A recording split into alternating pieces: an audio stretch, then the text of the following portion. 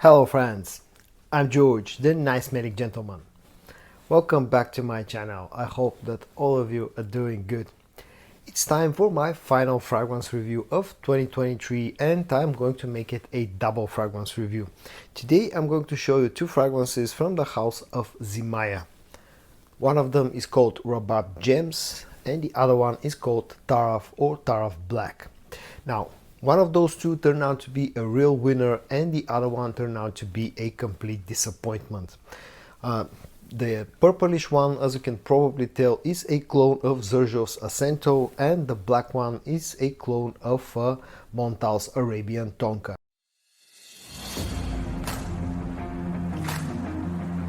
I'll start with the disappointing fragrance, the one that turned out to be a disappointment for me, and that's the Taraf Black.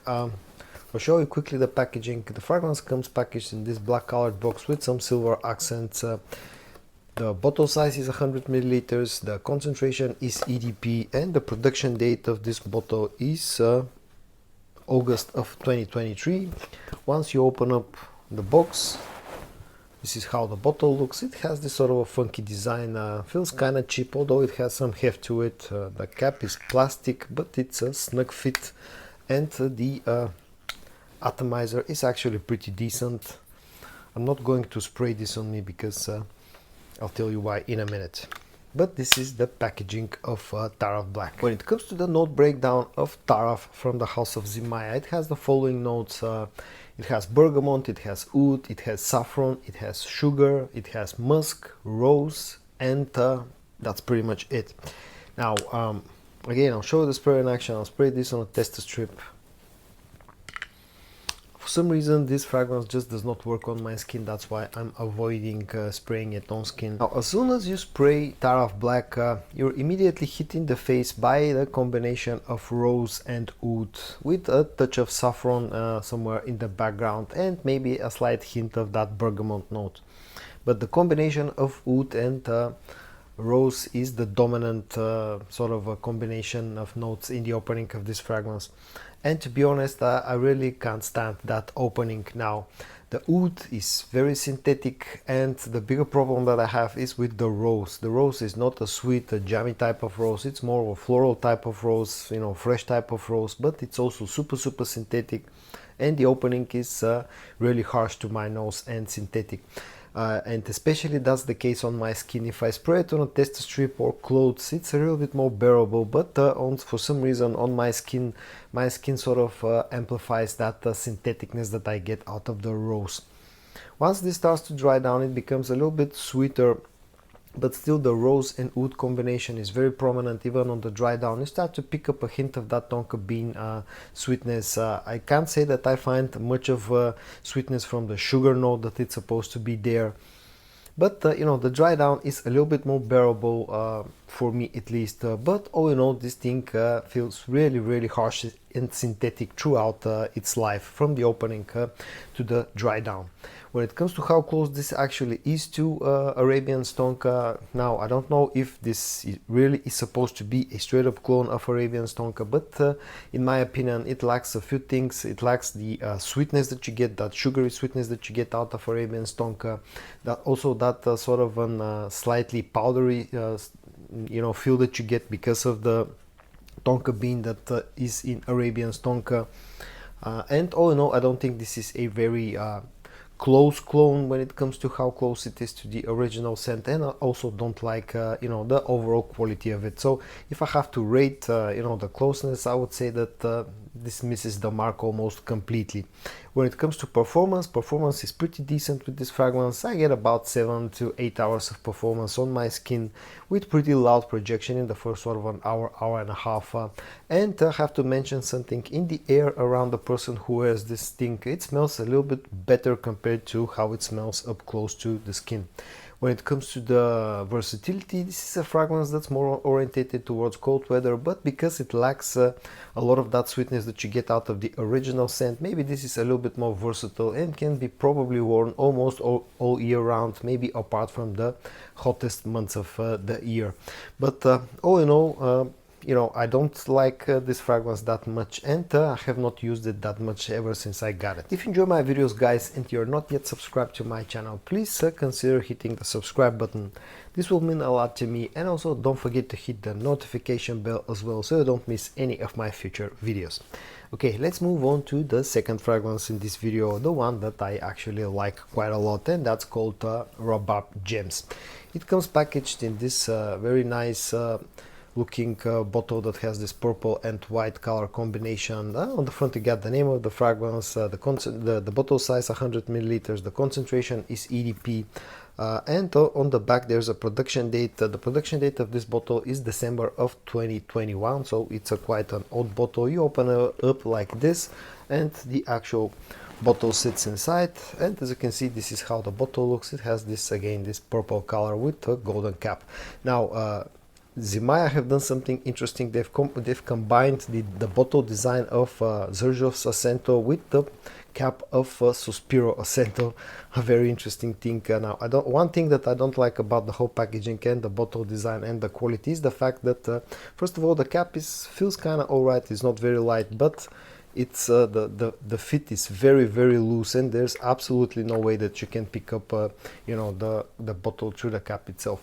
Oh no, the packaging is pretty decent, you know, the quality is pretty decent apart from the actual cap. When it comes to the note breakdown of Zimaya Rabab Gems, it has the following notes. The top notes are pineapple and hyacinth, the middle notes are jasmine, pink pepper and iris, and the base notes are amber, patchouli, vanilla, vetiver and musk.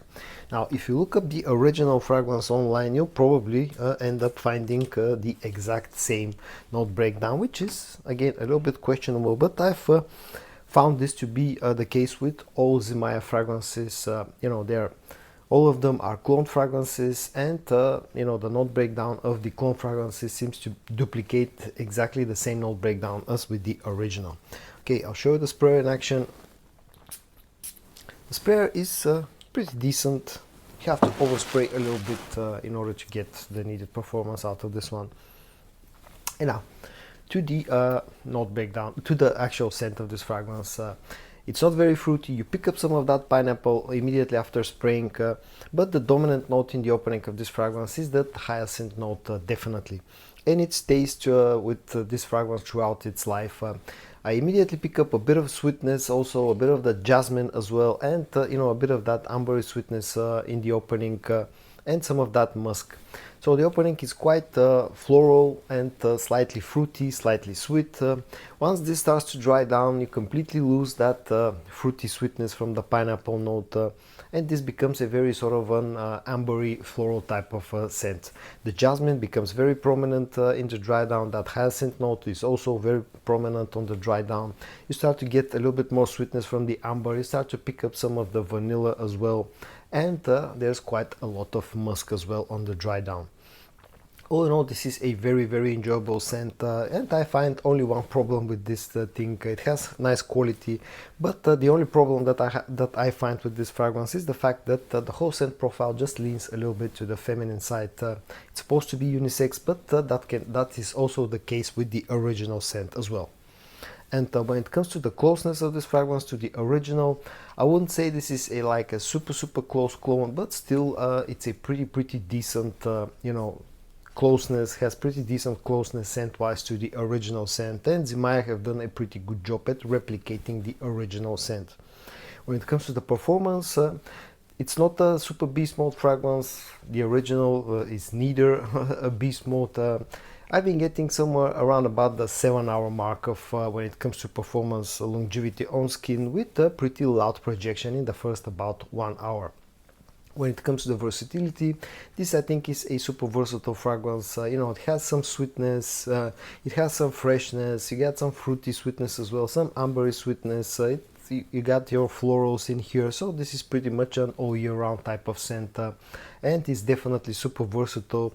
It's unisex, as I said, but to my nose leans a bit to the feminine side. All in all, I really dig this one. And on to my final thoughts about Zimaya's Taraf Black and Rabab Gems. As I said in the opening of this video, one of them is a real winner in my opinion, and that's Rabab Gems, and the other one is a hard pass for me, and that's Taraf Black. I forgot to mention one thing about the two fragrances, that's the pricing. Both of them are very cheap. I picked the Taraf Black of Nutino for roughly about 15 euros, and Rabab Gems, I picked it up from a local discounter, but I paid roughly about the same price, about 15 euros. So both of them are very cheap when it comes to the pricing, and that's a really good thing.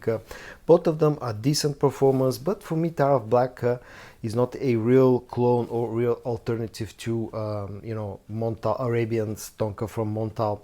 It lacks the quality, it lacks the sweetness, it has very synthetic sharpness, and it's been pretty much unusable for me. Now I'll let this sit and macerate for a few more months. I've had this for about 2 months, and see if the scent profile will actually improve in any way, shape or form. But so far this has turned out to be a complete disappointment, and the opposite can be said for Rabab Gems. This is a really good alternative to Ascento from Xerjoff. It costs about a tenth of the price of the original fragrance. It has pretty decent performance, and I find, as I said, only one problem with this thing, and that's the fact that the scent profile leans a little bit more to the feminine side, but that's the case with the original scent as well. But all in all, this has been a real winner in my books. Now I'll lie to you if I tell you that I've been wearing this a lot, but that's simply again because of the slightly more feminine scent profile. But actually my wife has been really enjoying these fragrances. He's worn it quite a lot. So guys, in today's video I tried to quickly show you two fragrances from the house of Zimaya, the Zimaya Taraf Black and the Zimaya Rabab Gems. I hope that you found this video interesting or useful. If you did, give it a like, and I also hope that I'm going to see you in my next video. And until then, stay safe and bye bye.